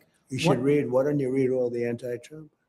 Why don't you read it? You just did, so why don't you read it? Well, he had a lot of anti-Christian rhetoric. He was part of a group called the Wide Awakes. He had attended a No Kings protest in California. No Kings. Yeah. What did security tell you about what may have been his motives? The reason you have people like that is you have people doing no kings. I'm not a king. What I am, if I was a king, I wouldn't be dealing with you. Right? Thank you, Mr. President. Spot on. A king wouldn't sit down and give a forum to a media member from a media outlet that hates me so much as CBS does. But I'm sitting here talking to you because I'm no king. He's never pretended to be a king. He has always exhibited the powers of the presidency, not kings. Again, we don't have to go back to all of that again, but yeah, this was a nut job that attended the No Kings protest. Real quick, I was just glancing over at the chat while we were playing that clip, and the manifesto is a point-by-point description of his descent in TDS, fueled by media lies. It's all bonkers leftist propaganda he believed. Makes a violent Islamist seem based. At least they have religion. It's a really, really interesting point. Now I want to go back to the other one, the one we skipped over there, Dylan. President Trump just reamed the reporter for reading off the WHCA dinner's manifesto. The shooter's manifesto is what I'm sure that means to say. But this is really, really peak Trump. And he was spot on to do this, because the idea that she would read what the killer or the would-be killer wrote about Trump, the accusations, the language thereof, is just simply impossible to justify. And I'm glad he took her out for this. I'm glad he tore her down for this. Go ahead. So-called manifesto is a stunning thing to read, Mr. President. He appears to reference a motive in it. He writes this quote, "Administration officials, they are targets." And he also wrote this, "I am no longer willing to permit a pedophile, rapist, and traitor to coat my hands with his crimes." What's your reaction to that? Well, I was waiting for you to read that because I knew you would, because you're horrible people, horrible people. Yeah, Pause I it. did write that. Mr. President, thank you. You said exactly what needed to be said to her. You're horrible people. You're going to read that to me, to my face. You reading his accusations against me of being a rapist and a pedophile is like you accusing me of being a rapist and a pedophile. How dare you? He was much more calm and controlled there than I would have been. He handles a lot of things in a dicey way. You know, sometimes he flies off the handle a little bit here and there, and, you know, because he's human. And that's one of the reasons he got elected, by the way, 3 times, in my opinion, because he's human. He's not a machine. He's not a robot. But I'll tell you what, sometimes he handles situations with aplomb in ways that I could never have. And what he did there by saying, I knew you were going to read that because you're horrible people. And he's 1,000% right. And I love when he tells journalists to their faces what horrible people they are, whether it's in a gaggle, whether it's outside Air Force One or whatever, because they are. And what they're doing is a disservice to this country. Go ahead, Dylan. I'm not a rapist. I didn't rape anybody. But, I'm do you not a think he was pedophile. referring to you? Excuse me. I'm not a pedophile. You read that crap from some sick person. I got associated with all stuff that has nothing to do with me. I was totally exonerated. Your friends on the other side of the plate are the ones that were involved with, let's say, Epstein or other things. But I said to myself, I'll do this interview and I read the manifesto. He's a sick person, but you should be ashamed of yourself reading that, because I'm not any of those things. Mr. President, and I these was are never, the gunman's words. excuse me. You shouldn't be reading that on 60 Minutes. You're a disgrace. But go ahead. Let's finish the interview. The other thing that he wrote in You're disgraceful. the other thing in the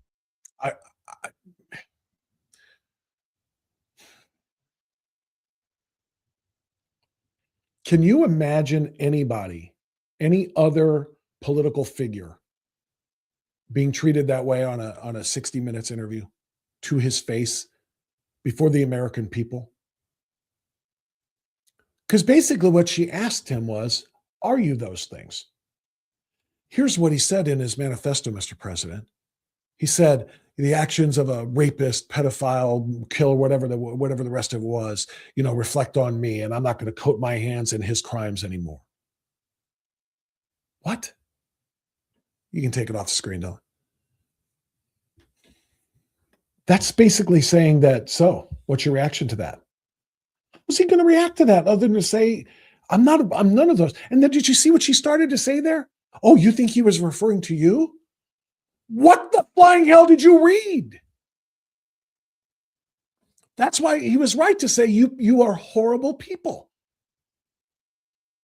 The media will do everything and anything they can to inspire more Cole Allens, more of the attempts on his life, which is why I said at the beginning of this broadcast, there are going to be many, many more to come in the next 3 years, the last 3 years of President Trump's presidency. Between now and January of 2029, they're not going to stop until it's over. And that means until he's dead. It's because of people like her. It's because of things like that. I hate to say those things, but it's true. All right. I do have some other things to say. I want to talk about my friends. I want to say thank you to my friends at Americans for Prosperity. AFP Ohio is doing some work, and they need you. They need you to volunteer. They need you to be a part of what is called the Buckeye Blueprint. Expanding opportunity for every Ohioan in 4 crucial areas. Economic opportunity so that we can keep more of our money in our own pockets. Educational freedom so that we don't have to be stuck in crappy public schools with indoctrination and brainwashing, substituting for education. And so that we can have more of a say in the schools that our kids do attend. Energy abundance so that the massive amount of resources we have in the state of Ohio are being utilized efficiently and effectively to the point where we are number 1 in the country and not 39th in energy. And governance accountability. Government accountability is of extreme importance for all of the reasons that you already know. And in this state, we have some problems that need to be fixed. You can volunteer to be a part of AFP Ohio and the Buckeye Blueprint by going to buckeyeblueprint.com, buckeyeblueprint.com. Real change starts at the local level. We say that all of the time. When it comes to elections, when it comes to precinct strategy, when it comes to, city councils having more impact on our day-to-day lives oftentimes than Congress does. So it does start right here at the local level and in the state of Ohio. So please follow and join Americans for Prosperity. Go online to buckeyeblueprint.com, buckeyeblueprint.com. And thank you to AFP Ohio for being a foundational partner here of Strictly Speaking Unfiltered. All right, Dylan, we're going to dive right back in now. I want to, we're going to scroll down to Margaret Brennan. Margaret Brennan asking a very important question here about, protection. She's talking to Todd Blanche, the acting attorney general, about, protection of the leaders at the highest level of government and what happens if there is a mass attack that results in mass casualties at the highest level of government. Do we have anybody in place for a situation like this? I thought this was a fair question, believe it or not. Another CBS reporter, but watched and listened to this exchange. Last night, it was extraordinary because we had the president, the vice president, the speaker of the House, the secretary of state, the secretary of defense, the secretary of the treasury, all in the same room. Those are 5 out of the top 6 leaders in that line of succession for this country should something have actually happened to the president himself. Was there planning for that? I mean, when we have the State of the Union, there's a designated survivor. Was there an increased concern about gathering all of our leadership in that room last night? We will not stop doing things like we did last night in this administration. And this man, if one of his goals was to get us to be scared, he failed. And let me make clear that you're right. All those folks were in the room and more. And yet we were all safe. Law enforcement did their jobs. And so President Trump said last night, and he means it, and I very much agree with him, that this type of conduct will not deter him. It will not stop him from living. It will not stop him from doing his job. And that is not only him, but the vice president, the cabinet, the law enforcement, you all, journalists. You're not going to stop doing your jobs either because of this lone man that did what he did. And so this is something that we all are still reacting to because it's fresh. But I assure you that the types of things that you saw last night and the president being out there and available to the American public, that will not change because of what this guy tried to do last night. So Todd Blanche took that in a certain kind of way, and I don't blame him, but I don't think it was meant that way. I think Brennan had asked a very good question there. Is, do we have protections in place to make sure that the line of succession doesn't go too deep before the next president is the seventh person down the list?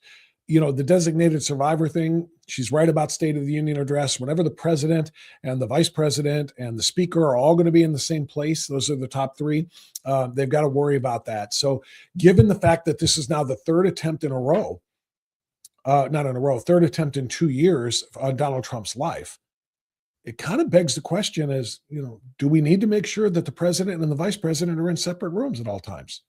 Maybe the vice president doesn't attend everything. Just for the sake of that. And AG Blanche said, nope, no way. We're not going to change the way we do anything because of the threats of these people. And I appreciate and do support that message. You know what? We're not going to let them win. We're not going to let them change what we do and who we are. I do get that. And I largely support that. But I do think it's a fair question because I don't think they're going to stop taking shots. I don't think they're going to stop taking shots at Donald Trump. And I want to make sure that, God forbid, and Jesus Christ, please protect our president. I ask that humbly. But God forbid they are successful. I don't want to imagine what that looks like afterwards if we don't have the vice president safe as well. Okay, next one I want to focus on here is a different kind of question from Margaret Brennan to Todd Blanche. The next one, after what I think is a fair question of what are we doing about the survivor and making sure that the government stays intact in the event of some terrible thing. The next one was just about as dumb as it gets. The next Margaret Brennan one, she tried to turn this into a gun control conversation. Somebody just tried to kill the president and other members of the administration again, and she wants to talk about gun control. Todd Blanche, the acting AG, shut her right down. Watch. So the alleged shooter, as we just said, had multiple weapons in his possession. Here in the District of Columbia, open carry is not permitted.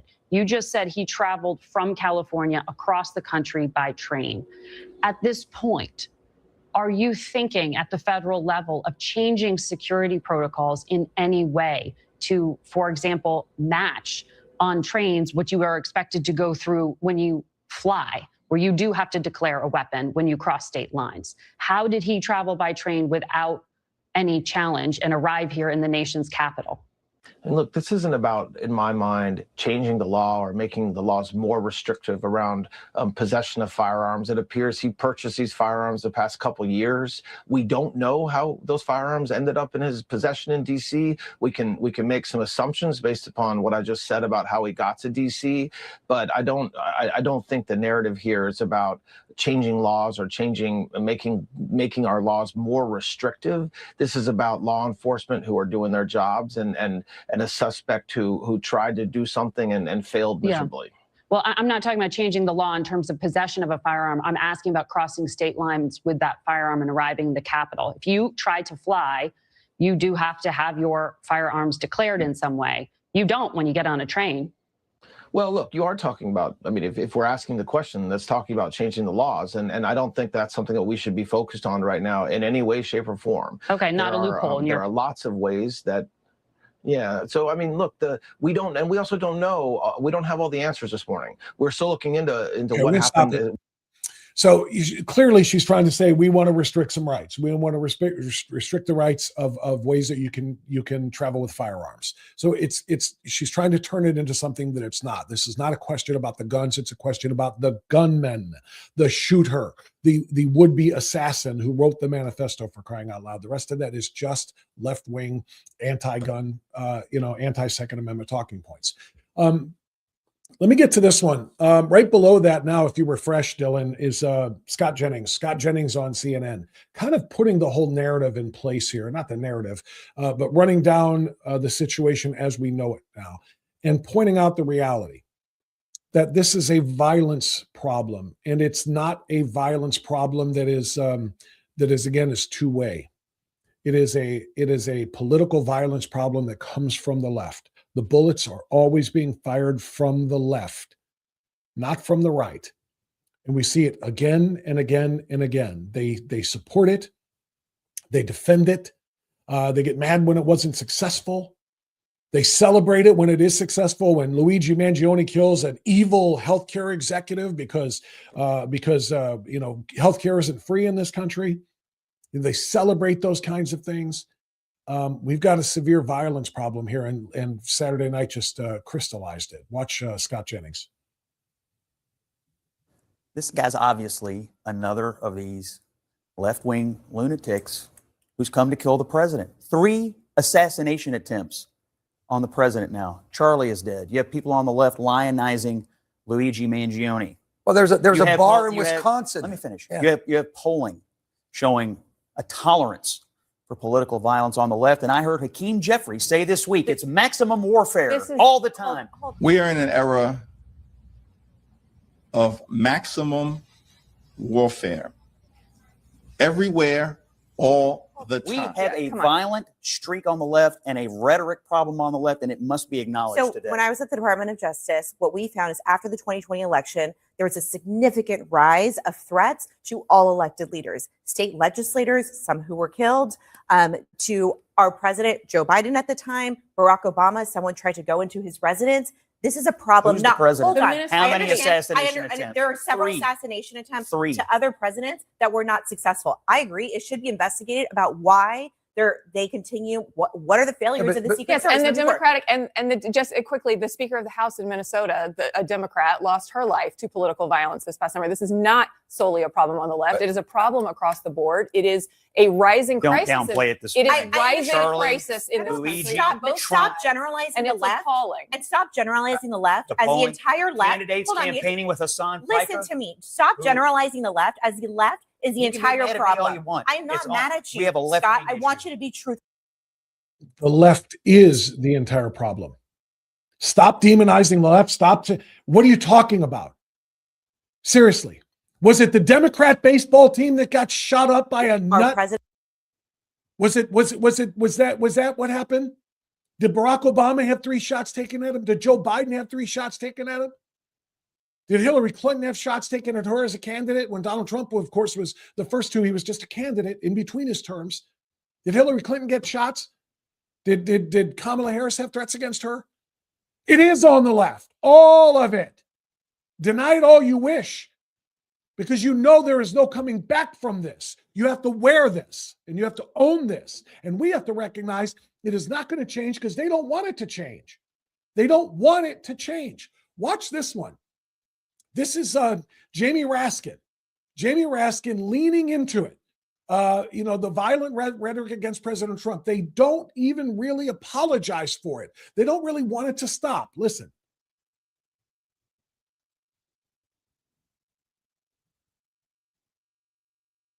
You got it, Dylan. Jamie Raskin. It's two or 3 down.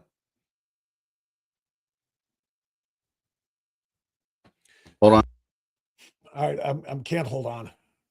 I've got a lot more to do here, and I've only got 20 minutes left. Pulled it up. All right, never mind.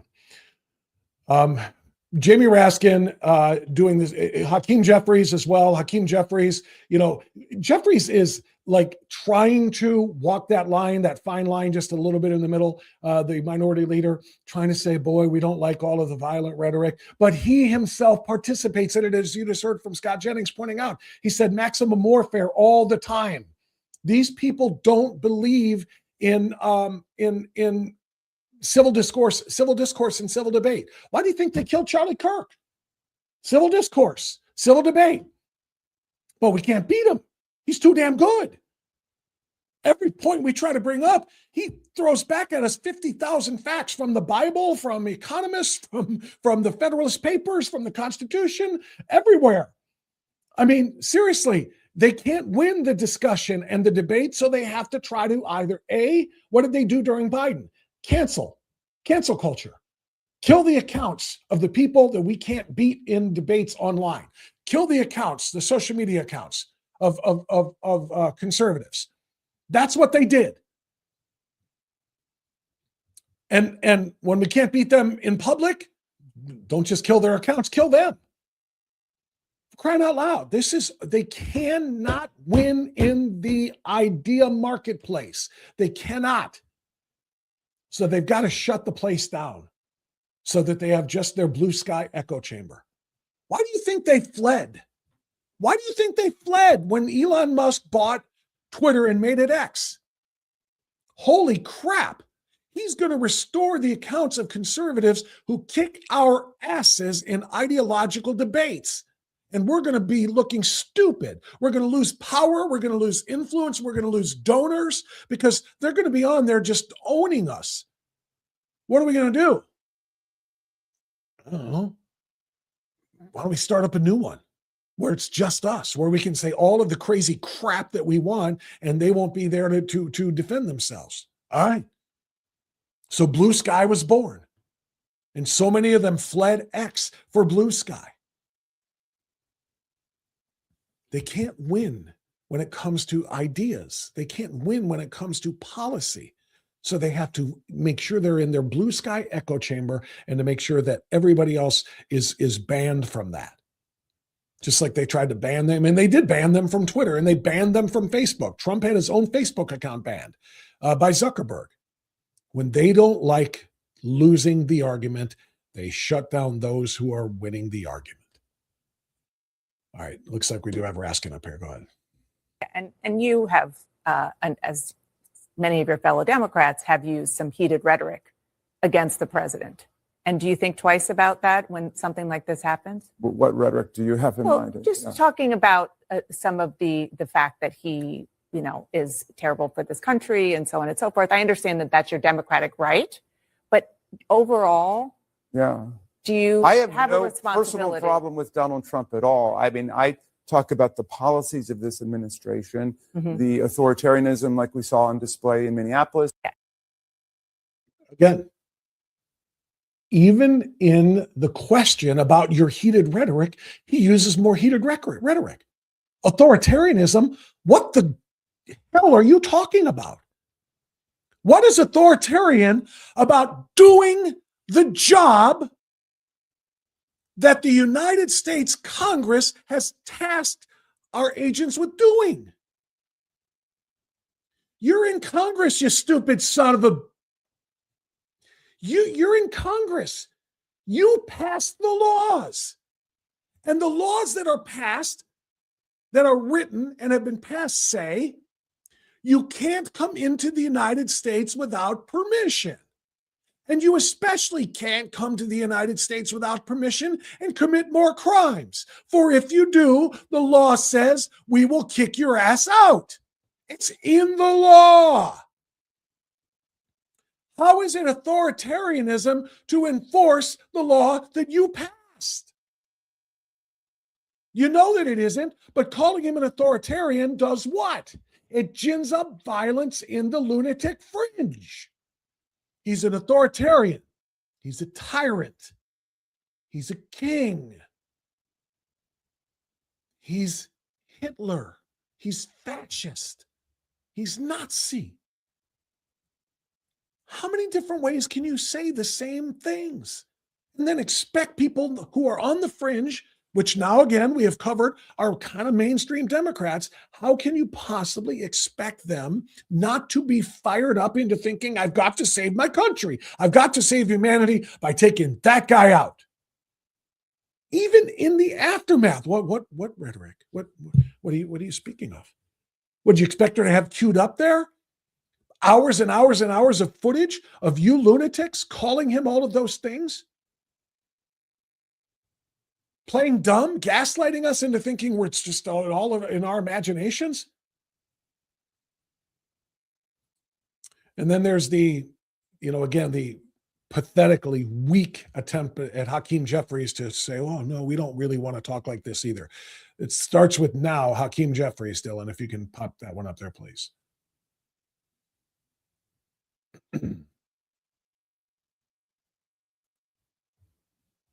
I can do it if you want.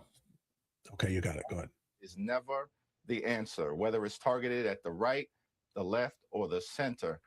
We have issues that we have to work out amongst each other. That's embedded in the First Amendment that was being celebrated last night.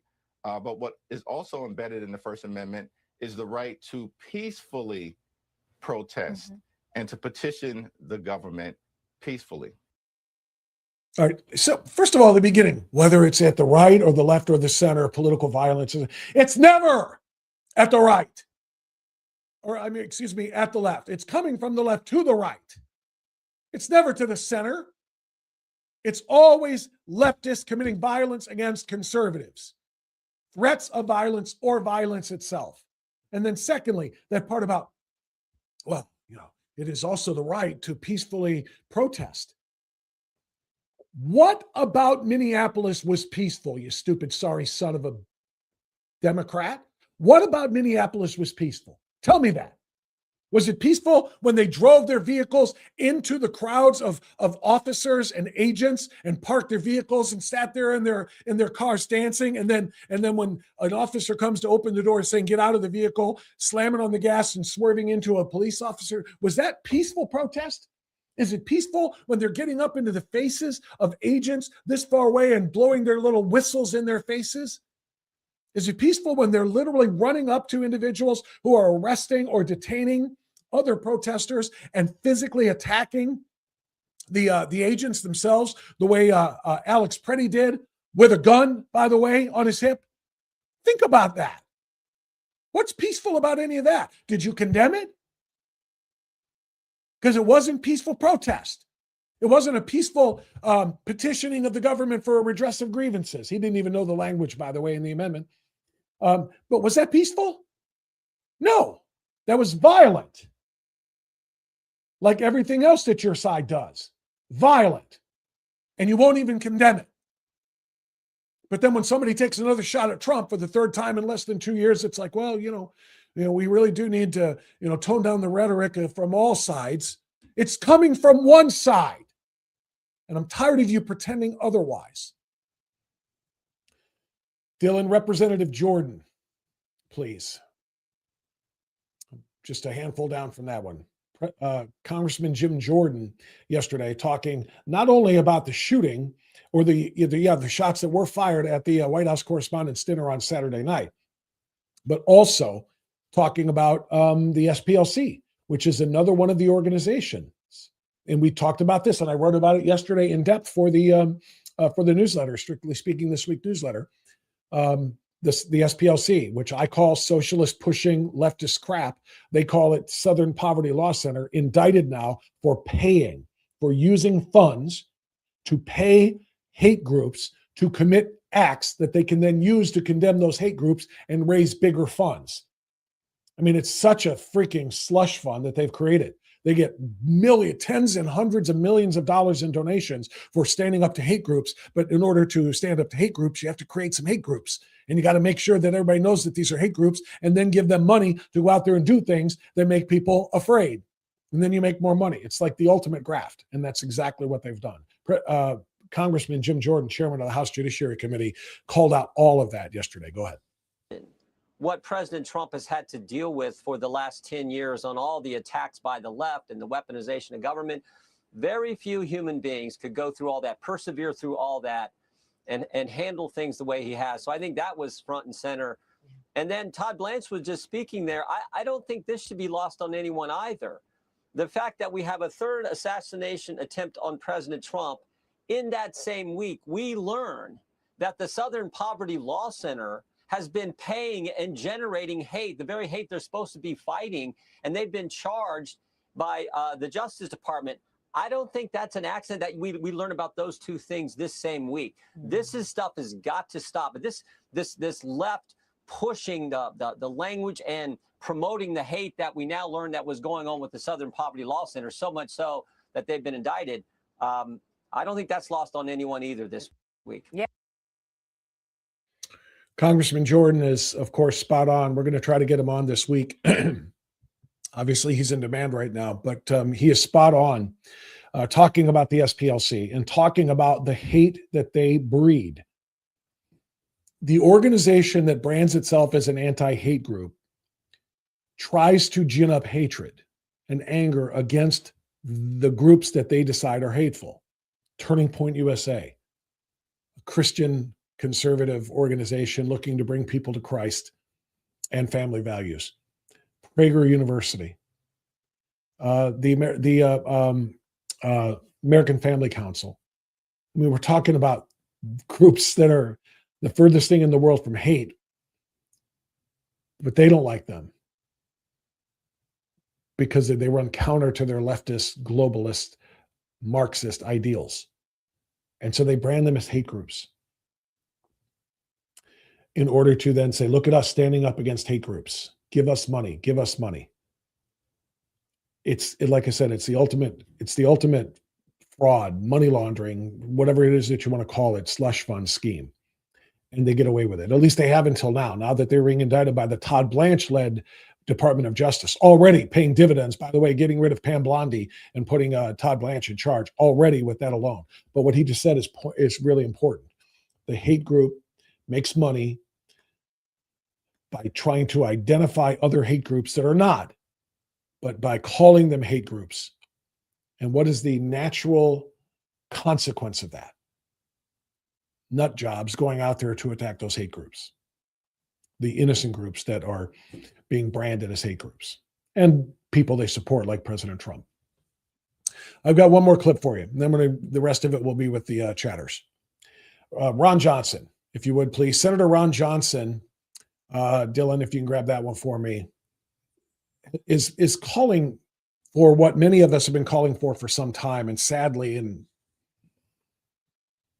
realistically, it's just not going to be possible from what we've been told, from what Senator Moreno told me about the opposition to this.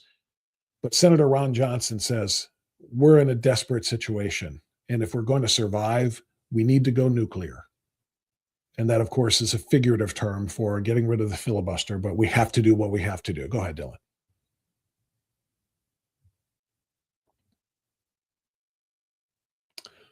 All right, I saw it up there just a second ago. It's got to be there.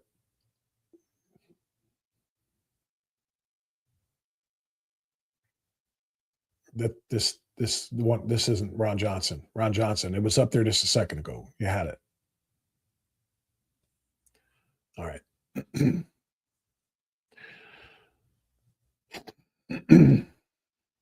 Yeah. If you don't have it, say something. Tell me, because it's there. But I need to hear it. Yeah, there it is. Please play that. You think this is a moment in time that you actually could remove the filibuster to get funding done, because we are in the middle of a war after all? Well, we did not have the votes when Democrats were being so obnoxiously obstructionist on just nominations.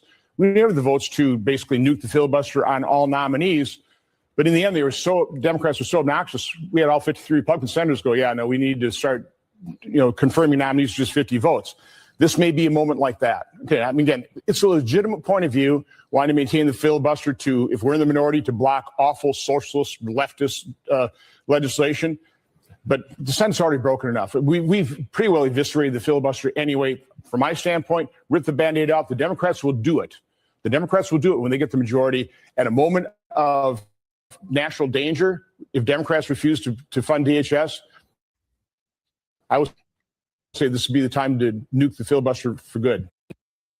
He's right, of course. Ripping the Band-Aid off, a good way to say that, because the filibuster is dead. You understand that? The filibuster is dead come 2028. Okay? 2027. Really. It could be far worse come 2028, because that's when, because the filibuster is dead, all of the other things we've been predicting are going to happen. As soon as they get the White House, as well as both chambers of Congress back with no filibuster, 2 more states, 4 more left-wing senators, a packed court, probably 6 more members of the Supreme Court, an end to voter identification in any state, mail-in balloting on demand, maybe text-in voting. All of those things are coming. So the filibuster is going to end. It's just a matter of, do we wait for them to end it when they have power to use it? Or do we end it now and use our power to protect and preserve this country? Bottom line is, we're under attack. which is what we started talking about at the beginning of the show. We're under attack. DHS isn't even fully funded to be able to protect against that attack. DHS, Department of Homeland Security, includes Secret Service. And Secret Service guys aren't even being paid. And like I said before, the Secret Service as an agency is a train wreck. Individuals, though, are working their butts off and putting their lives on the line. They're heroes. It can only improve if they're funded, for crying out loud. The Democrats won't fund it because of ICE, and so here we sit. That's why it's extraordinarily important, in my view. It's extraordinarily important to get rid of the filibuster altogether. Pass it, fund it on a simple majority vote, simple majority, end the debate, and get all of these things done before it is too late. Because the Democrats are ripping that Band-Aid off if we don't. So thank you to Senator Johnson for that. Dylan, thank you for playing that. Let me close with a few comments from the chat. A lot of ground we've covered today. It's all on the same topic, but how can it be anything else? Because here we go again. 3 attempts on President Trump's life now in the last 2 years. Less than 2 years. It'll be 2 years come July for the first one. All right, let's see. Jim from Parma Heights wants to know about the shooter. When do we first find out that he is a closet tranny? Well, he is a he, him. We know that part. He's a he, him. It's in his profile. So who knows? Maybe. The shooters are attacking us. Trump is the obvious target, but it is us, the citizens who voted for Trump, who are being attacked. Ernie, welcome. I think that's a new name to our chat. Thank you. You're right. Well said. Deb says, knew a great guy, happy, intelligent, legal immigrant. Then he went home to the Middle East for a few weeks and came back, what I call an angry jihadist. Believe that? Execute these assassins on live television the next day. No trial. These incidents will stop, says Ground Ops. Probably not going to be able to do that. CMG says, I'm with you. Probably not going to be able to do that. But I understand the passion. I do. I understand the passion. If he had, I don't want to go there right now. It's too much, too in depth. That's another conversation for another day, though, I think. My church, Everspring Church, spent most of the service speaking about this event. Mine did not. Mine did not. My wife and I, as we were on our way to Mass yesterday, said, I wonder if they're going to talk about it. And I said to her, probably not. Or if so, just in a general sense, please pray for peace and for world leaders to bring about peace and things of that nature, very generic, very vanilla. If anything, and I don't even think I got that. I was disappointed, actually. I was disappointed. I didn't get any conversation about this level of violence and this atmosphere that's been created. I didn't get that in my church yesterday. The fishing boat excuse shows his direct arrangement tied to leftist media delivering lies daily. That's exactly correct. The only reason SS didn't shoot him is they wanted to interrogate him, find out who put him up to this. Who inspired him, everything that Bob was talking about. Lindy says nothing mentioned in our Catholic Church. Again, mine either. Maybe those orders came from the bishop. Maybe the diocese is making calls and telling pastors and priests, don't talk about it. Maybe. Probably.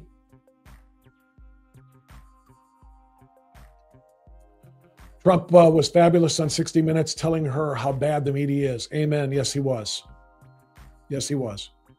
Trump didn't need to be there. He knows the risks. He knows he's surrounded by enemies, but he's willing to put his life on the line. That's exactly true. I wouldn't have been there. The way the media treats him, I'm not going to give them a night of fun and frivolity and calling him names again. They do it every night on their shows. I wouldn't do that. President Trump is willing to take on all comers. You're horrible people. Can you dig it? Yes. He said that to her face. You're horrible people. Spot on. I'm surprised she didn't tell Trump that he was making assertions without evidence, as if the despicable media knows better. O'Donnell proves that the media pushes TDS. Patriot Mom says, I believe God will protect President Trump. God in heaven, we pray. Lamestream will start transferring this hate propaganda to Vance and Rubio soon, trying to knock their stance in the next election. Probably so. Here, a changed Blanche. Start some roundups of political enemies with evidence from social media. It's so European. Leftists love European ways. Was he referring to Trump's cabinet administration with those descriptions since he was supposedly targeting them? Educated, but no common sense. Jennings was over the target. Look how triggered they got. The left hates the truth. You can't hate these people enough. Pray away your hate. You won't pray away their hate. Well said, Jimbo. Boy, hang on. Boy, she was prepared to interview Raskin, wasn't she? She didn't have a relevant example of Raskin's slimy rhetoric.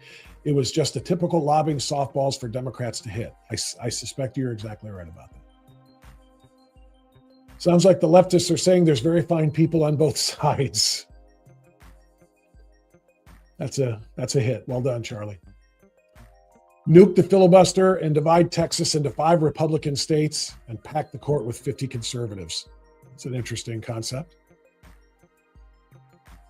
You know, it's only a matter of time before a Trump supporter tries to take out a Dem figurehead like Jeffries or AOC and then watch the leftist pearl clutching. I don't think so. I don't think so. I don't think they're going to do that. My Catholic Church had the generic message.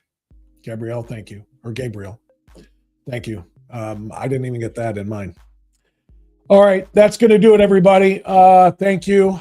Wow, that was a ton. That was a lot. But it was a lot to absorb over the last, 24, 36 hours, wasn't it? I spent a great deal of time yesterday putting all of my thoughts and all of my, video clips that I wanted to use together. Dylan, thank you. I know some of those are hard to find or hard to get loaded, I guess, or whatever. But thank you, Dylan. Appreciate that.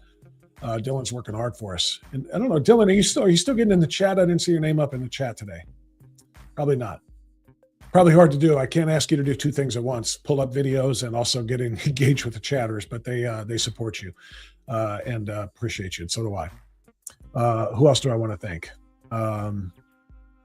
I guess just the chatters, just you. I didn't have any guests today. I just wanted to go solo on all of this. So thank you to everybody who was in the chat. If you're watching this on a replay later in the day, please don't forget to comment, put some thoughts in the comments on everything that we just saw happen. And better yet, I'm trying to get engagement going in the locals community more. I'm trying to post relevant topics in the locals community so that we can engage there just like as if it were a Facebook page, but it's specific to us, specific to members who are joining the locals community. So underneath the video screen you're watching right now, if you're watching on the Rumble side, click join. That'll take you to the locals community. Make sure you join us there for free or become a paid supporter so that we can continue to run this thing in the long haul. All right, because that's what this is about. We're in the short game right now, but it is a very long game that we're trying to play. So thank you to everybody. Be well, be safe, and stay free as always. There's going to be new content. I've got another road rant that's probably coming in a couple of hours as soon as I get out there. But if you want to make sure you're getting all of the content, make sure you hit the notify button and make sure you follow me on all of the social media channels. I've got accounts with Strictly Speaking on X, on Truth Social, on Instagram, on TikTok, on YouTube, and on Facebook, obviously. All right, everybody. We'll see you next time. Bye-bye.